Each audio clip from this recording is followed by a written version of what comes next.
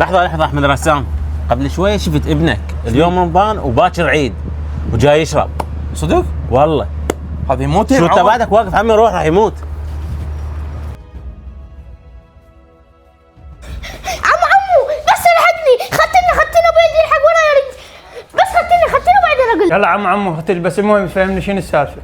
اخويا ما شفت هيك ولد ابو صماخ هيك اقرع مقرقع لابس اسود؟ قوم فهمني. عمو راح ابويا مانعني من مشروب الطاقه، ما شربه مو زين عليه. هسه اخذك لابوك ونروح نفتهم شنو السالفه. وقف احمد الرسام، عندي شغله وياك مهمه. باوع هذا مسوي مصيبه، تدري ليش؟ هيك عمر ما يصير يشرب مشروب طاقه، لان بيه نسبه عاليه من الكافيين، يصير عنده اضرار، يسوي عنده مشاكل صحيه، لازم عمره فوق 18 يلا يشربه، وهذا الشيء لازم الكل يعرفه ويشاركه ويحبه. تعال يا ابو هاي المعلومات مالتك تستاهل مليون لايك. بعد ما تعيدها. بعد ما